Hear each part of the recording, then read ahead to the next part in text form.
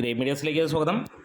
ടർബോയുടെ official trailer ഇറങ്ങി 17 മണിക്കൂറുകൾ പിന്നിടുമ്പോൾ ട്രെൻഡിങ്ങിൽ നമ്പർ 1 അടിച്ചിരിക്കുന്നു ഈ ഒരു സിനിമയുടെ ട്രെയിലർ എന്ന് തന്നെ പറയാം. ഇതിനോടകം തന്നെ ഇതിൻ്റെ വ്യൂസ് വന്നിരിക്കുന്നത് 3 മില്യൺ വ്യൂസ് കഴിഞ്ഞിരിക്കുന്നു. അങ്ങനെ നോക്കുമ്പോൾ മലയാളത്തിലെ ടോപ്പ് ട്രെയിലർ വ്യൂസ് നോക്കുകയാണെങ്കിൽ 3-ാം സ്ഥാനത്ത് നിൽക്കുന്നത് Minnal Murali 6.2 million വ്യൂസാണ്. KGF chapter 2 ആണ് 8 മില്യൺ വ്യൂസിൽ നിൽക്കുന്ന മലയാളം വെർഷനാണ് പറയുന്നത്. ഇനി കിങ് ഓഫ് കൊത്ത 12.5 മില്യൺ വ്യൂസാണ്. അതിനൊപ്പം എത്തുമോ എന്നുള്ളതാണ്. പക്ഷേ ഇവിടെ ആരാധകരോ ഫാൻസോ ആരും തന്നെ നമ്മൾ കാണുന്നില്ല അതിനുവേണ്ടി വാശി കൂട്ടുന്നതോ മുറവിളി കൂട്ടുന്നതോ. പക്ഷേ ഒരു കാര്യം അതിൽ നിന്ന് വ്യക്തമാണ്. സാധാരണ വരുമ്പോൾ ഒരു വാശിക്ക് പോലെ എല്ലാ ഫാൻസും ചെയ്യാറുണ്ട് ഇതിൻ്റെ വ്യൂസ് കൂട്ടാൻ വേണ്ടി അവർ തച്ചിനിരുന്ന് കാണുന്ന കാര്യങ്ങളൊക്കെ. പക്ഷേ ഇവിടെ അതൊന്നും അവർ നിൽക്കുന്നില്ല. കാരണം അവരുടെ മനസ്സ് നിറഞ്ഞിരിക്കുന്നു എന്നുള്ളതാണ്.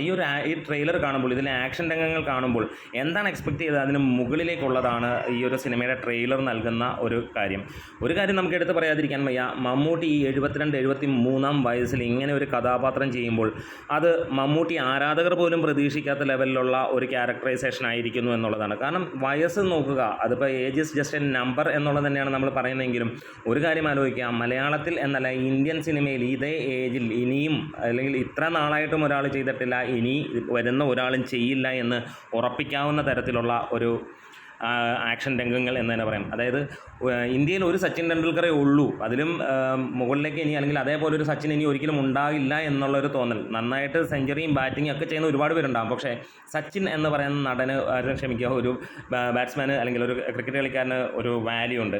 ആ വാല്യൂ പോലെ തന്നെയാണ് ഇന്ന് മമ്മൂട്ടിക്കും ഉള്ളത്. മലയാള സിനിമയിൽ നിന്നല്ല ഇന്ത്യൻ സിനിമയിലെ സച്ചിൻ എന്ന് തന്നെ വിശേഷിപ്പിക്കാം. ഈ ഒരു ഏജിൽ ഇങ്ങനെ ഒരു കഥാപാത്രം അദ്ദേഹം ചെയ്യുമെന്ന് സ്വപ്നത്തിൽ പോലും ആരാധകർ പോലും വിചാരിക്കാത്തടത്ത് നിന്ന് അദ്ദേഹം ചെയ്തിരിക്കുകയാണ്.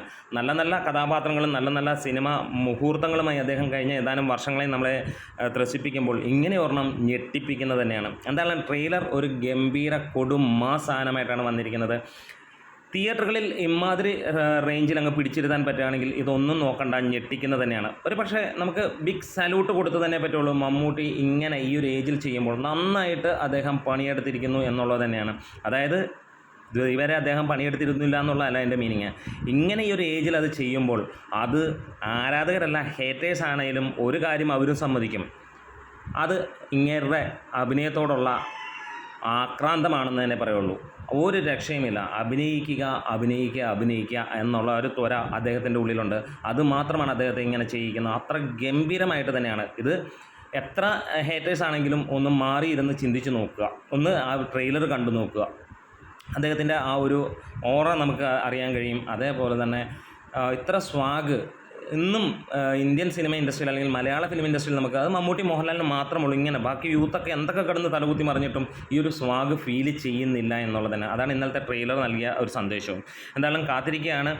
ഇതിനോടകം തന്നെ 3 മില്യൺ കടന്നിരിക്കുന്നു, ട്രെൻഡിങ്ങിൽ നമ്പർ 1 അടിച്ചിരിക്കുന്നു. ഇത് നിങ്ങളുടെ മനസ്സിൽ തോന്നി എത്രയായിരിക്കും ഇത് വ്യൂസ് വരിക? സാധാരണ ഫാൻസ് കാണുന്ന പോലെ നമുക്ക് കാണുന്നില്ല. ഇവിടെ ആരും ഒരു ഫാൻസ് ഗ്രൂപ്പിൽ പോലും ഇത് ഇത്ര കയറട്ടെ എന്നോ അല്ലെങ്കിൽ അത്ര ആയിരുന്നോ പോലും ചോദിക്കുന്നില്ല. കാരണം എല്ലാവരുടെയും മനസ്സ് നിറഞ്ഞു എന്നുള്ളത് തന്നെയാണ് നമുക്ക് മനസ്സിലാവുന്നത്. അപ്പം മിന്നൽ മുരളിയെ പിടിക്കുമോ അല്ലെങ്കിൽ അതിനടുത്തെത്തുമോ അതോ കിങ് ഓഫ് കൊത്തയെ കവർ ചെയ്യുമോ എന്നുള്ളതൊക്കെ നിങ്ങൾക്ക് കമൻസിലൂടെ ഒന്ന് രേഖപ്പെടുത്താം. നിങ്ങൾ ട്രെയിലർ കണ്ടിട്ട് എന്താണ് നിങ്ങൾക്ക് തോന്നിയത്? ഞാൻ ഈ പറയുന്നത് എഗ്രി ചെയ്യുന്നുണ്ടെങ്കിൽ അല്ലെങ്കിൽ നിങ്ങൾക്ക് അതിനോട് യോജിപ്പുണ്ടെങ്കിൽ ഒന്ന് പറയാം, ഇല്ലെങ്കിൽ അതും ഒന്ന് കമൻസിലൂടെ പറയാം. Great medias.